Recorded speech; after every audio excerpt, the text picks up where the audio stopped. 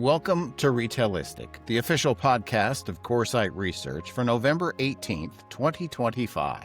This week, CEO Deborah Weinswig welcomes Jim Keyes, another legend of commerce. From modest beginnings in Grafton, Massachusetts, Jim exemplifies the American success story, rising to lead the turnaround at 7-Eleven and founding the Education is Freedom Foundation.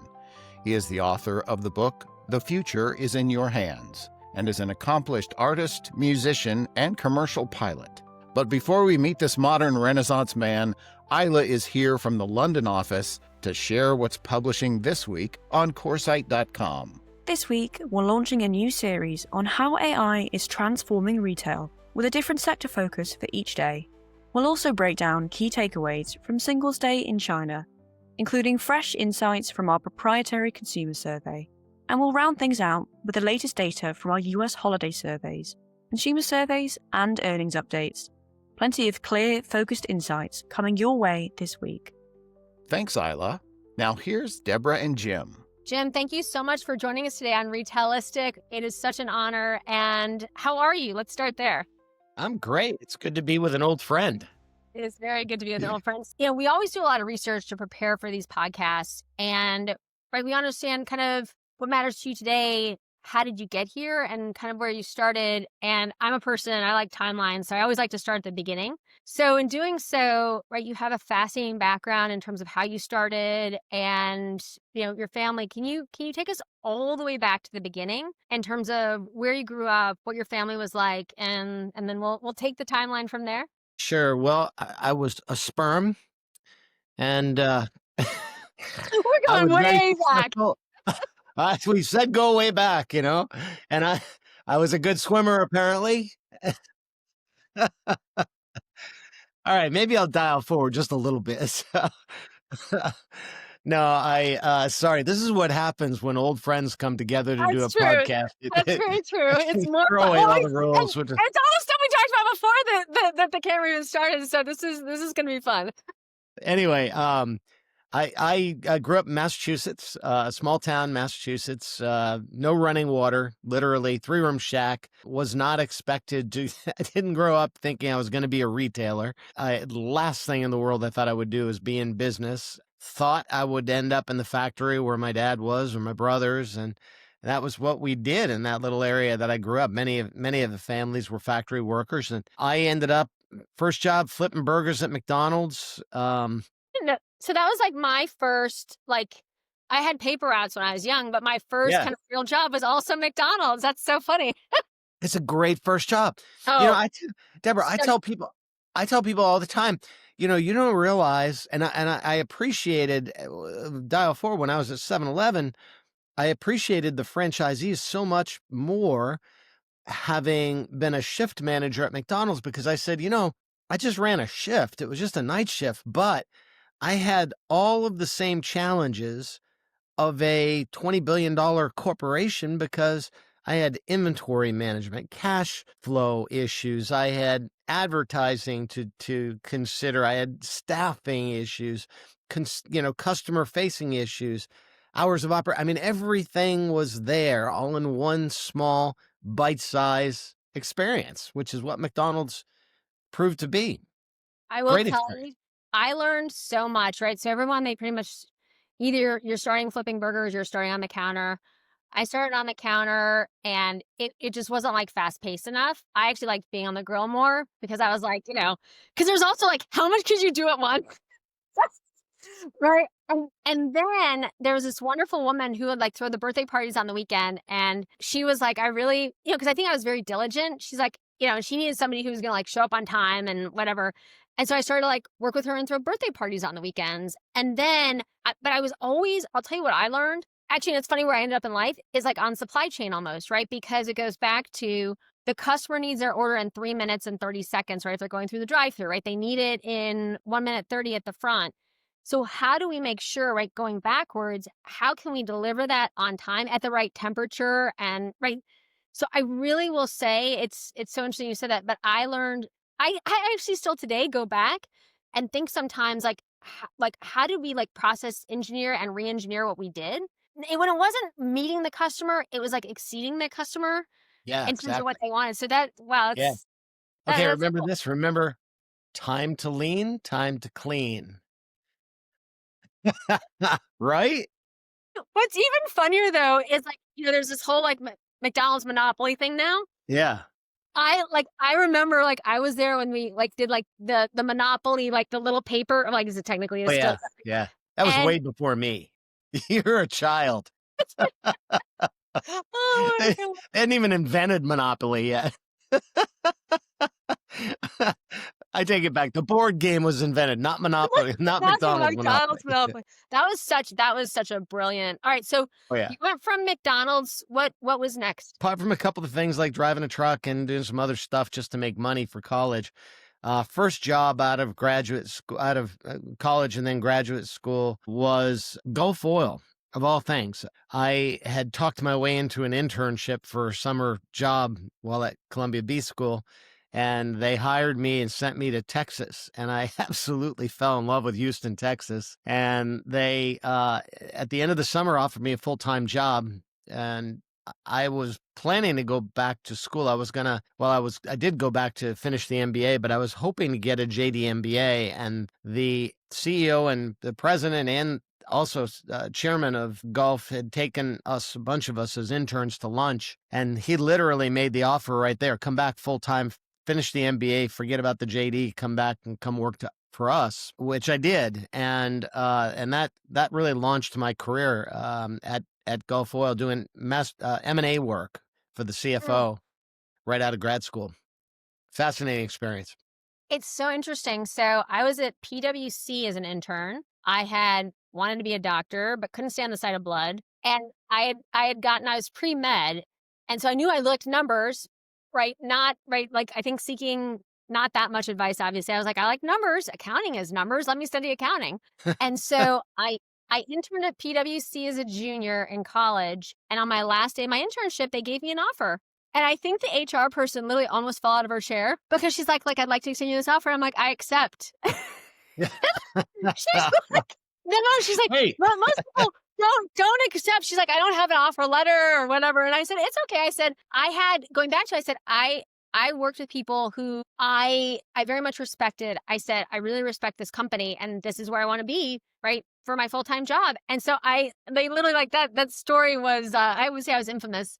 And so that, it's interesting in terms of where you begin, right? And then when I was in grad school, University of Chicago, I received a full-time offer, same thing almost, like on the last day of my internship. And my boss at the time, I actually have to hand it to her, was Dana Telsey. And she said, right, going back to somebody who cares about you, she said, do not take the offer. She said, you need to go out there and see what's there. And, if we're right for you, you'll either accept it now or come back later. And I ended up starting at Morgan Stanley as a strategist, which was, the best from somebody who's going to do research their lives, right? Having a macro background was phenomenal. And then about 2 years into it, I was like, I loved retail, right? It was interesting because, and the more I studied strategy, I'm like, the consumer is 2/3 of GDP. I need to understand retail to understand more of the macro. So it is interesting how those kind of internship experiences can truly change your life. Absolutely. Absolutely. And that's kind of what happened to me. People say, well, did you sit around and say, I want to be CEO? Here's a path. I'm going to do this job and this.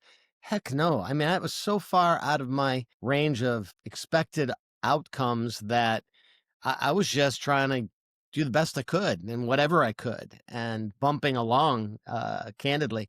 So yeah, the oil company background led to 7-Eleven had acquired, if you remember, Citgo Petroleum.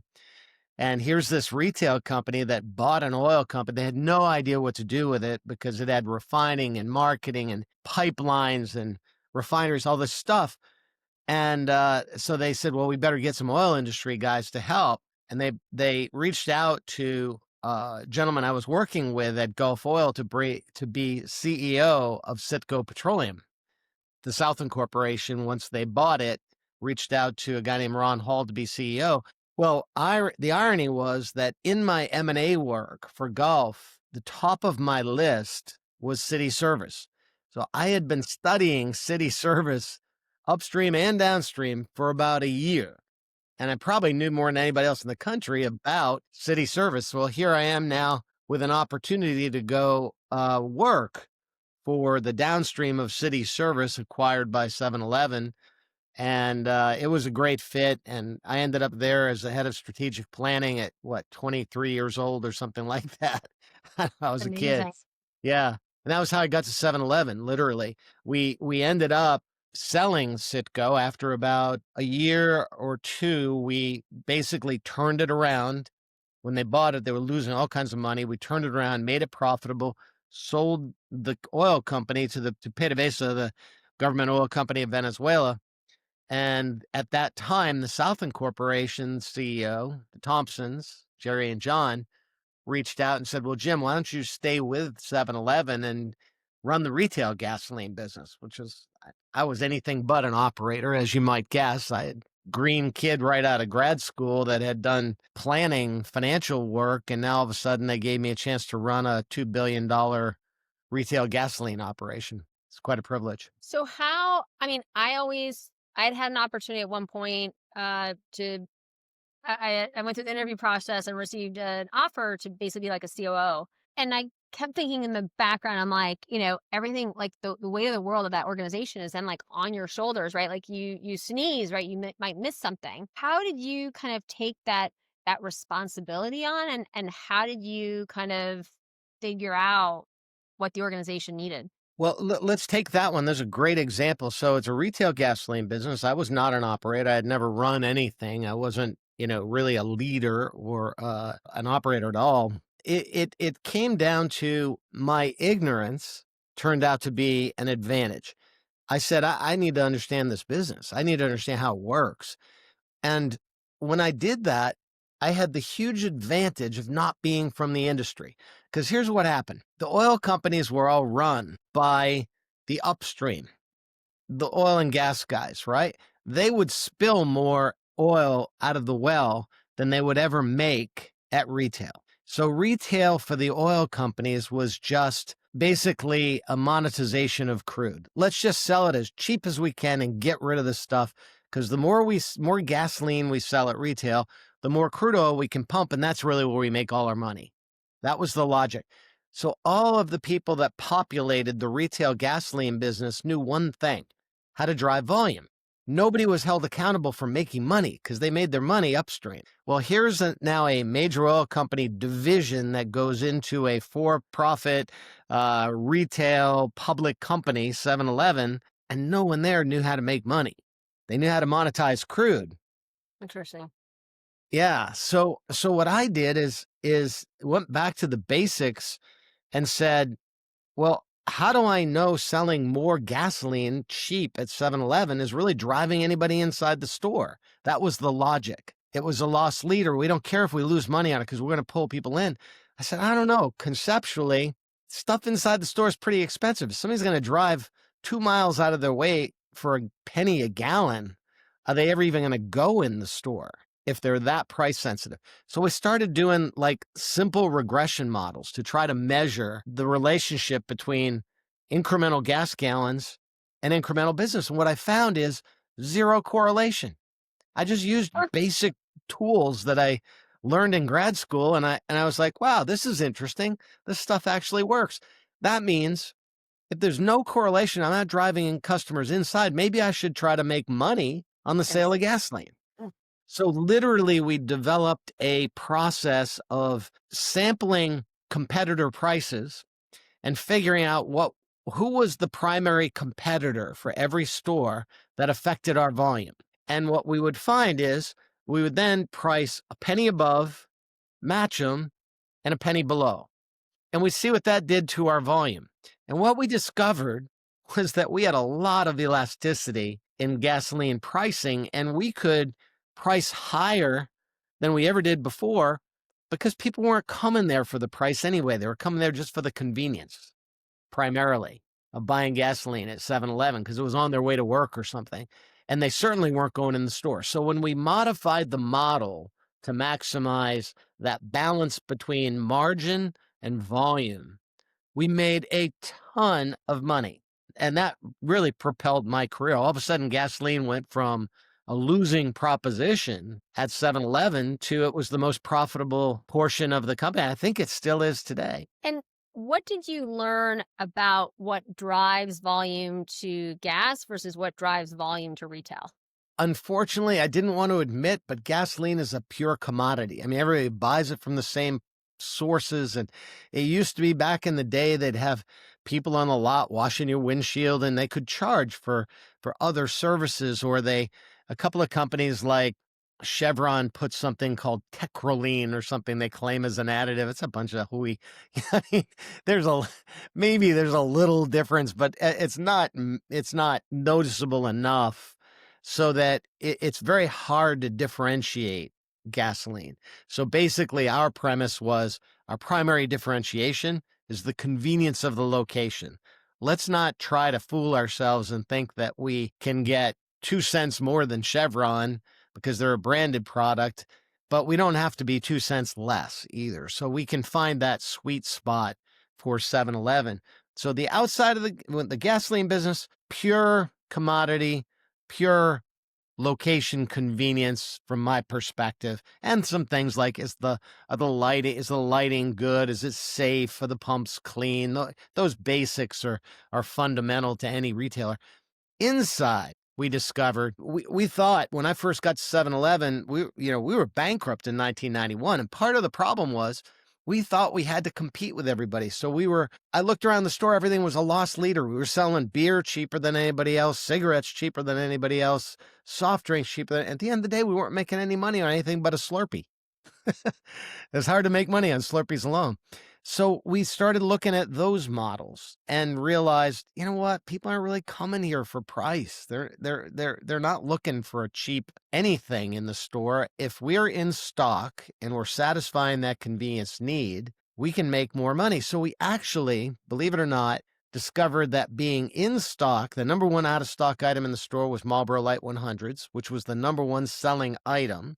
When we got in stock, which finally we had data to run the stores with, we discovered that we could not only price higher, but we would sell more just by being in stock. So we ended up taking a declining category, turning it around, and driving favorable volumes with an increased profit margin. It was unheard of, but it was the power of strategy and data.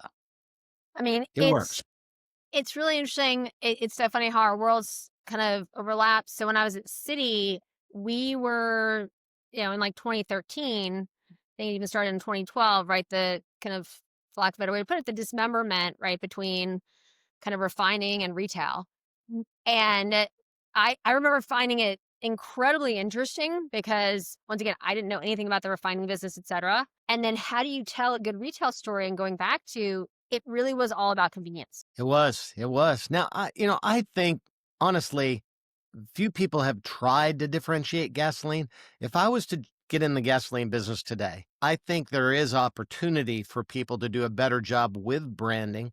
I think you can take things like cleanliness, bright lights, state-of-the-art dispensers. I'd even consider at some locations putting back service because, I think a lot of people are used to pumping their own gas, but it would be nice to have very efficient service. Get in, get out, wash your windshield, those things. I think people will pay for a differentiated offering like that, but you don't see very many people even trying today. Basically, it's just down and dirty, price competitive. It's so interesting. I'll take me to my next question, but I had thought during the pandemic, right? And as it relates to what you just said, is this idea that, right, the consumer was doing, buy online, pick up in the store, and for them to start to develop a relationship in a different way with the retailer that would further extend into, you've got somebody coming out to your car, they have information that might enable them to sell other items to you or at least make your experience better. And I've always thought the same about gas, right? Because you're starting to develop a one-to-one relationship with the consumer, especially if there's any kind of loyalty program like that. I agree with you. It seems like a huge opportunity. So let's take kind of the next step in that. And, Jim, one of the things we always talked about and I think enjoyed discussing was, right, the opportunity for technology to positively impact the consumer and also the bottom line. How did you start to think about technology from a retail perspective?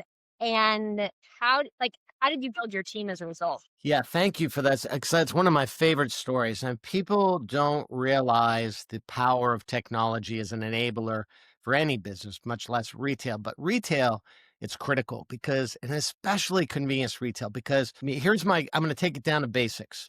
This is my favorite retail example. I don't know if I've ever shared this with you, but you're walking down the street in New York and you see the guy selling the handbags, fake handbags, little blanky, right? Out there on the street. Yeah.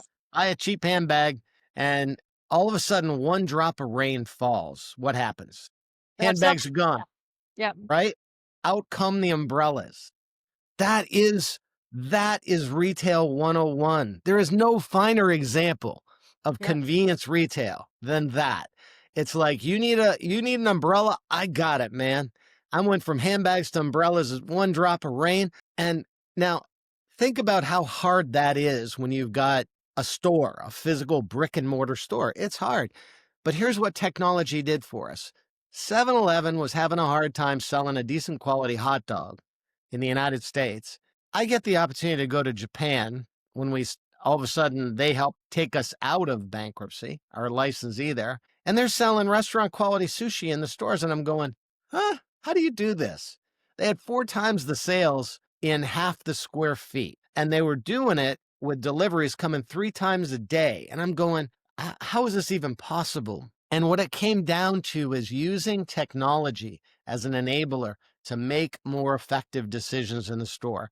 They were the brick and mortar model of that handbag seller. When a drop of rain would fall, they'd switch to umbrellas. They would re-merchandise that little 1,000 square foot store 3 or 4 times a day. Seriously.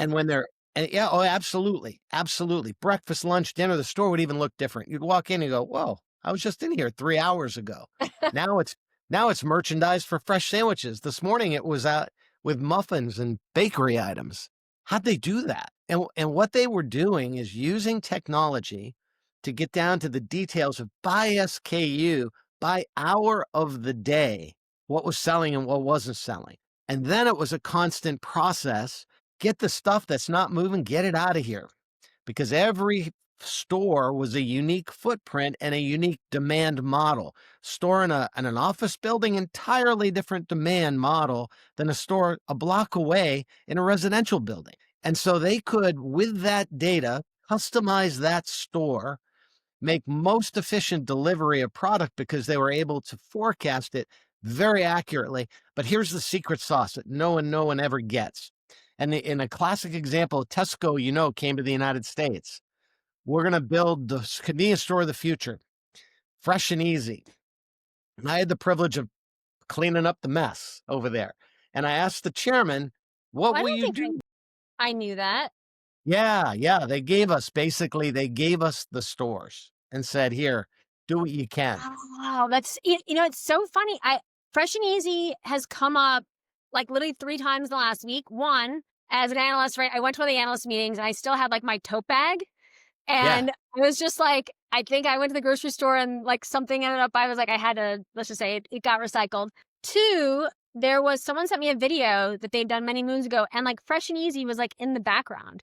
And then 3, we were just talking about, right, like how difficult it is sometimes to do like grocery in the US. So it's so funny. I don't think I knew that you ended up on the other side of that. Oh yeah, no, I had just bought into the Wild Oats brand. I was looking for a store footprint to take the Wild Oats brand to. Fresh and Easy was Tesco had lost $2 billion on this thing, and they were bleeding cash, and they basically gave it to us and said, good luck, goodbye, good luck. And but here's what they missed. And so I had an opportunity to sit down with the chairman and say, okay, guys, what were you trying to accomplish? And they said, well, we were trying to copy you guys at 7-Eleven. We built the 7-Eleven model in a small box store. Now, it wasn't small enough. They were really 10,000, 12,000 square foot stores, more mini marts than convenience stores. But he said, but that still wasn't the problem. He said, so we copied everything. We copied the commissary, the distribution center. They built this fabulous enterprise out in Riverside, California to distribute to all the stores within a 500-mile radius.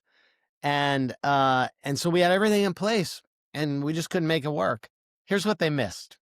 They copied everything physically, distribution, commissary, small stores, they miss the most important ingredient, that the technology that drives 7-Eleven doesn't take the thinking out of the store. It enables the retailer to be a better retailer. So, and this is a beautiful model because we're all afraid of AI, but Yep. this is a classic example where people forget that the retailer has eyes and ears. The computer doesn't. And when the store is under construction, the street is under construction, that retailer knows. It'll take a week for the computer to catch up. If there's a special event tonight, the customer's across the street from the store, the customer's telling the store operator he knows that there's a special event. I'm going to order appropriately.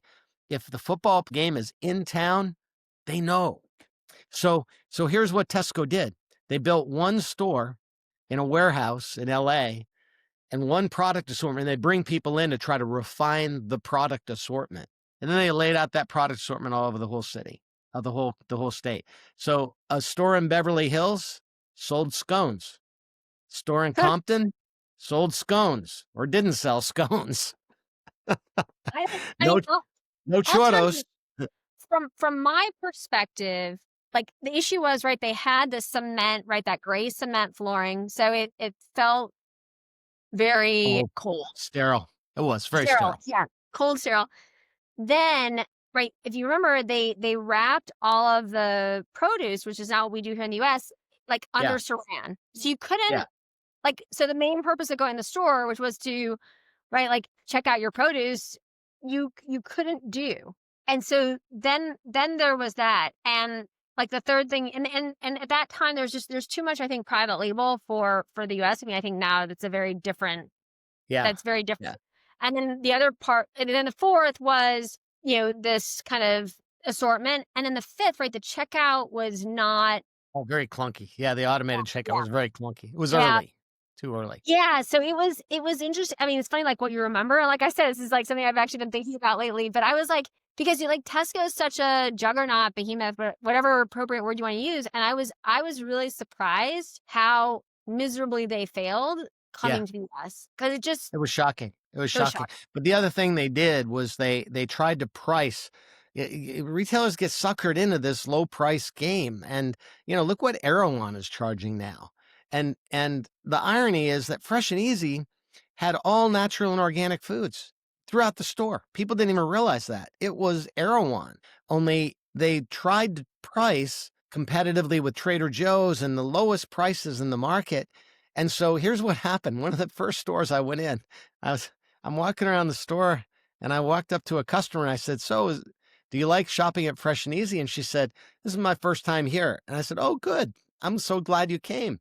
Why did you decide to come to Fresh and Easy?" And she said, "Well, my company is buying food for the homeless, and I see this as a place that homeless come to get their stuff." Because I thought, oh man, this is going to be a challenge. But that was the perception, because it was cheap. And then, they would stretch the product code. They try to make it last. So the stuff didn't look fresh often. And then they discount it to try to get rid of it so the homeless would come, because they had really good food that was heavily discounted at the end of the day.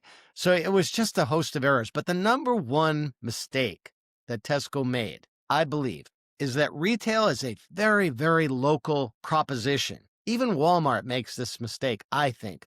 They try too hard to simplify the process of merchandising all of the stores in the same way. So they have store sets, and they have whole groups of stores. They'll have like different product sets for different stores. With technology today, you can customize the SKU assortment literally by store. You don't need to have groups of stores with the same product assortment for convenience. You can tailor that individual footprint to the actual demand in that individual store, and then empower that retailer to make those decisions about which products stay on the shelf and which get off the shelf. So there's more room for the products that are best sellers. That's the secret sauce of 7-Eleven Japan. That's how they made it work. And I have not seen a retailer in the United States that gets it, that can manage that, because it requires discipline and the effective use of technology to enable retailers not to override the retailer and make the decisions for them.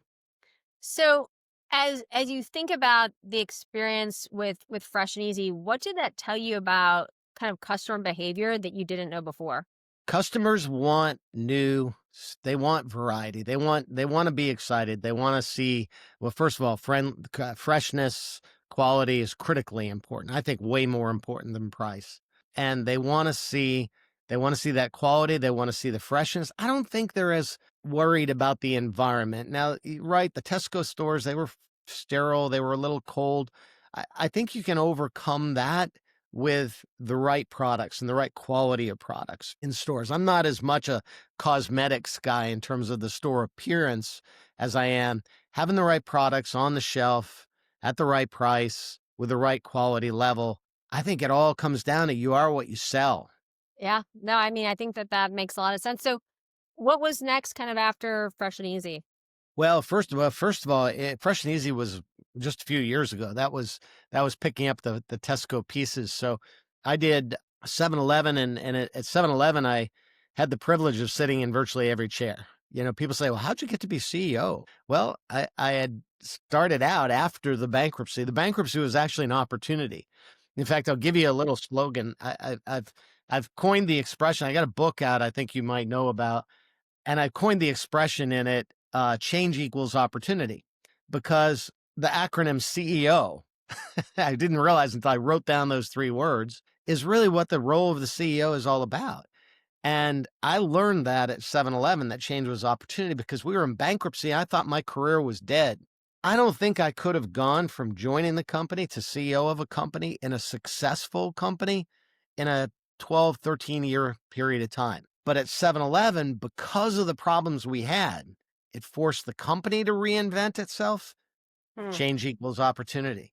It forced me to reinvent myself. I ended up out of the bankruptcy running strategic planning for the company, then became CFO of a public company. You're an accountant. I had one accounting class. and I'm CFO of a public company. I couldn't do that in a successful company, but they needed me at that time in that role.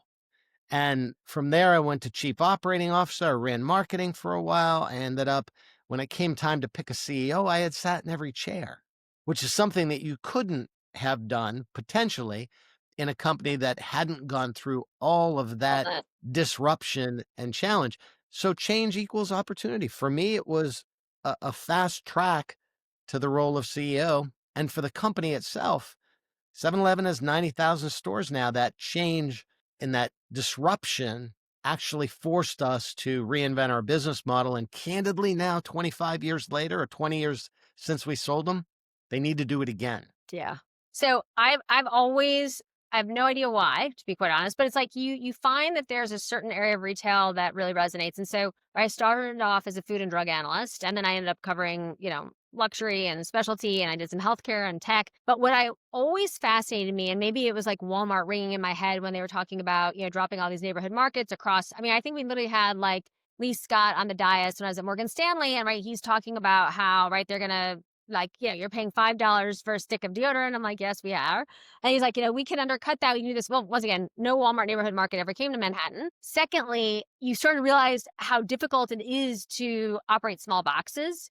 And three, you realize globally the opportunity to do small box really well. And so I've always been very interested in the format. And especially now, as you have a lot more kind of last mile, quick commerce, whatever we want to call it. But I've always been incredibly interested in small box, because I think it's very hard to get it right.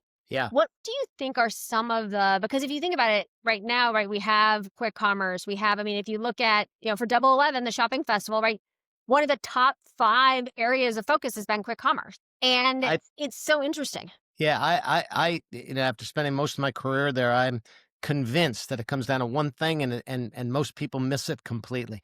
It is all about product assortment. Because if you're going to be convenient, I mean, I'll take you back to my John Thompson story when I started at 7-Eleven, and I went to ask him when we in bankruptcy. I said, "John, should I leave the company?"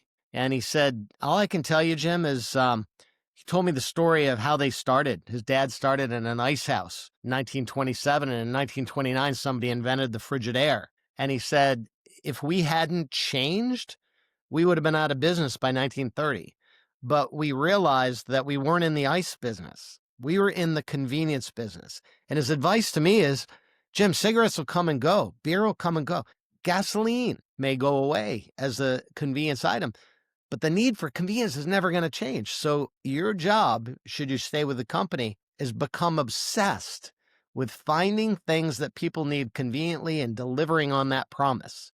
And that's exactly what we did. So every SKU at 7-Eleven was designed to be able to be in and out. If it's not meeting today's convenience needs, let's minimize it and let's get it out and make room for something that is.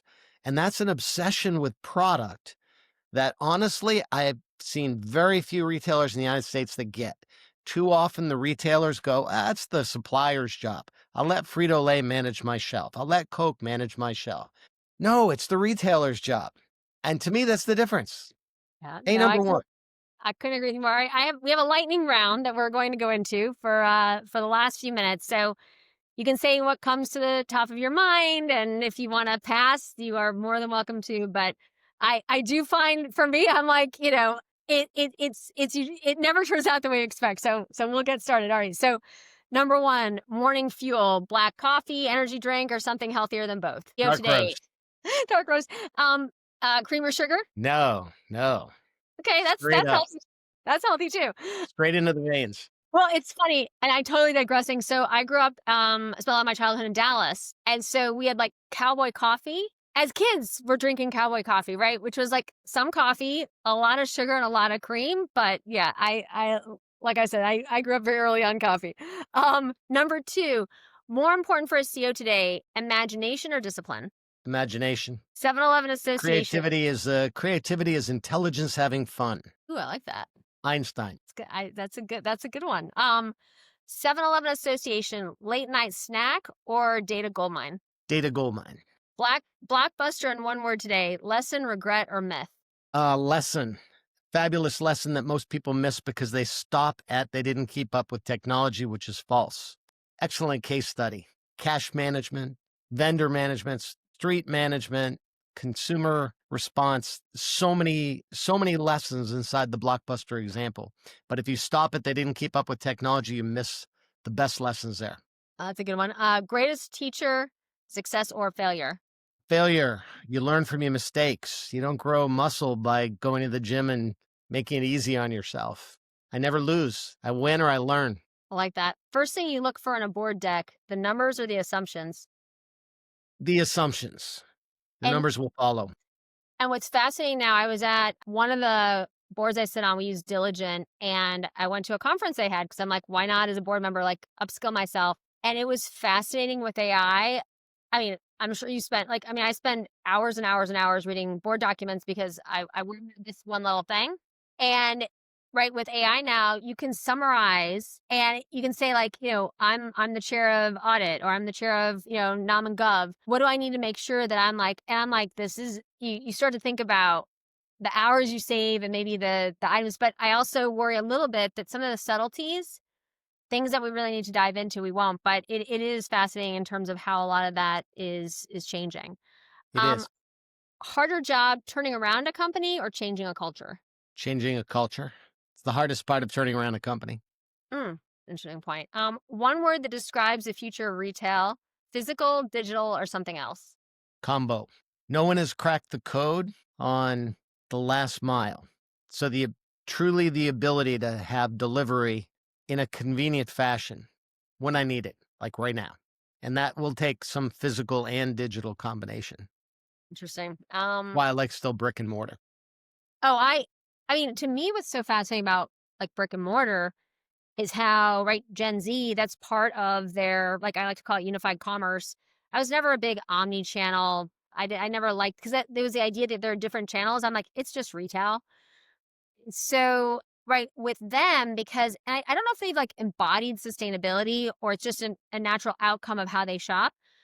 But, they shop much more like, we've studied right from the Chinese consumer perspective. They're doing a lot more research, and it's probably easier for them to do too. We just saw that with like Double 11, right? Singles Day, right? That the consumer is consuming so much more research before they transact. And with Gen Z, right, they go to the physical store, they see the item, right? You can measure out the dimensions, but sometimes seeing it, especially right, like top of counter, that makes like a huge difference. And so 80% of them will touch the physical store at some point during their visit. And those are numbers we haven't seen in a long time. So I would agree with you. I think it's fascinating. All right. Last question. Bigger risk for leaders now, moving too fast or moving too slow? Moving too slow. I think change equals opportunity. I really believe it does, that all commerce begins and ends with change.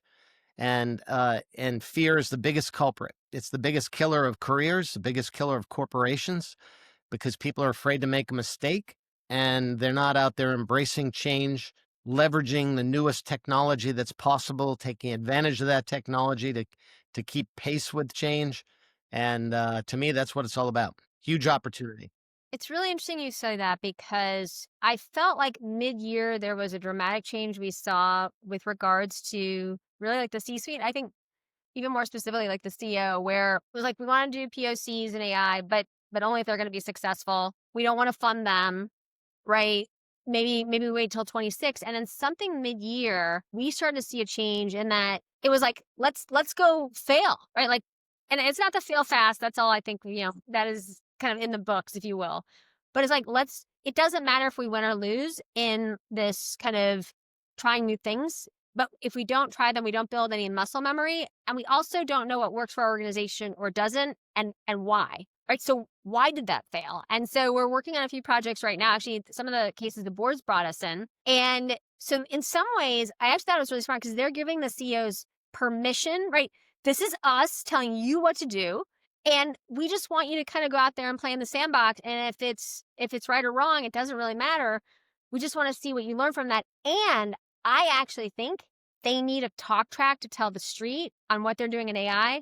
It doesn't matter. Once again, like, we tried this, it didn't work, but this is like what we learned. I've never seen that in my career quite like it. I don't know about yourself. Yeah, I think it is changing, but let me take you back to, for a minute, just the internet. Remember when the internet first came out, everybody said, oh my God, it's going to take away all our jobs and no one's going to ever go to a store anymore. And there was all this crazy speculation. And I love this story. I tell this story all the time. If I told you 20 years ago, we're sitting around, we're having a glass of wine, and I said, hey, Deborah, guess what? In 20 years, you're going to get in a stranger's car. You're going to call up a stranger on your phone, and you're going to get in his personal car. You've never met this guy, and he may be from another country, and you're going to drive cross town, and then you're going to go sleep in a stranger's bed in their house, and you're going to sleep in there, and then the next day you're going to get in another stranger's car, and you'd be like, you are out of your mind. I would never, ever. Or you're going to wear a stranger's clothes. Yeah. You might, or you might rent your clothes. Yeah, I mean, it's. Oh yeah. Yeah. Or wait, or you may right, like buy old food at the end of the day from a retailer, and think you've like won the lottery. Oh yeah, exactly. You would say, absolutely no way would I ever do that. You're crazy, Jim. You are nuts, right? So, I mean, think about what the internet spawned, entirely new industries that we just can't sit here today and imagine. And that's where we are with AI. We're on the cusp of some really amazing opportunities, but those of us who are sitting around saying, I would never do that, we're not going to be the ones that invent those new opportunities. It's going to be those bold risk takers that are out there trying, saying, hey, I don't know if it's going to work, but man, look what we can do with AI that we couldn't do before. And it will spawn entirely new industries, right?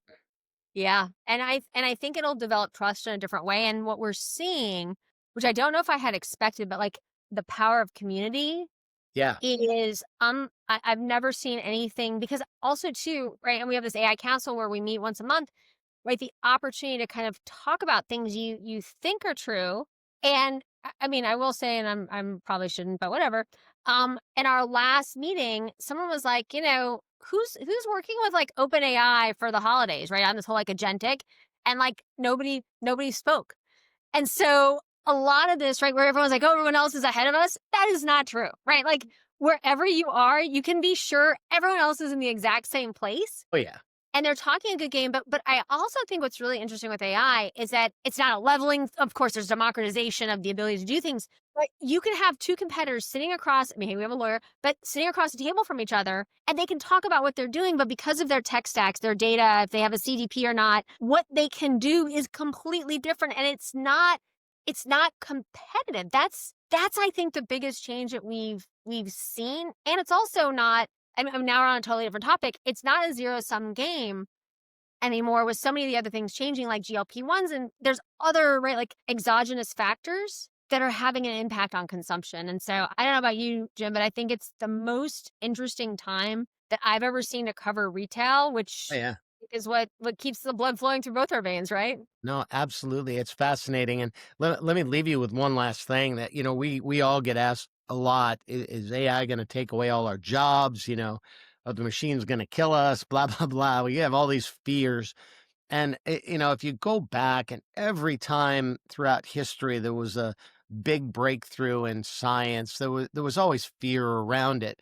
But here's the biggest thing I get excited about with AI. Human learning, let's face it, is we have not progressed as humans in 1,000 years. We're still teaching and learning pretty much the same way. And yeah, maybe we're a little smarter than we were, perhaps, I don't know, 1,000 years ago. But today in America, 31% of our fourth grade kids are functionally illiterate in America. And you go, how's it even possible in this day and age, right? But AI has the possibility to individualize learning versus the standardization that the industrialists put into the public school systems 100 years ago for expedience. It was like mass producing Model T Fords. We were mass producing educated workers. We can individualize learning now, and kids are getting it today. Everybody worries about what they're seeing on the internet. They're learning a lot on the internet at a rapid pace, very different style of learning. But if we can harness the power of AI and have human learning advance at the same exponential rate that we've discovered machine learning can advance, I think that's possible. We're all walking around with a computer that we use about 10% of. And if machine learning can help us use 20% of that computer, we're going to elevate humanity in a way that I don't worry about the power of machines. I'm excited about the power of humanity and what we will be able to do that we can't even envision as we sit here today. It's pretty exciting. It's unbelievable. Well, with that, thank you so much for joining us. Your wisdom always exceeds our expectations. And thanks for sharing your story with us today. Thanks for joining Retailistic, and we look forward to having you again soon. Thanks, Deborah. It's not wisdom, it's just age. It's the only advantage of getting old. Well, I think the wisdom piece of it is pretty impressive, because it goes back to, I always thought, going back to the strategy side, right, like patterns. And it's always like, what's different this time? And at the end of the day, I still remember, I've got Barton Biggs, right, when I was at Morgan Stanley, ringing in my ears. He's like, it's always reversion to the mean. Just remember that, and, words to live by. So thanks again. Thank you, Deborah. Enjoyed it. Yeah, we'll do it again. Thanks, Deborah. And thank you for joining us this week. Coresight Research serves our members with leadership communities, data resources, events, strategy sprints, proprietary research, and more. Visit us at Coresight.com to learn how joining our community can accelerate your success. Have a wonderful day, and we'll see you next week.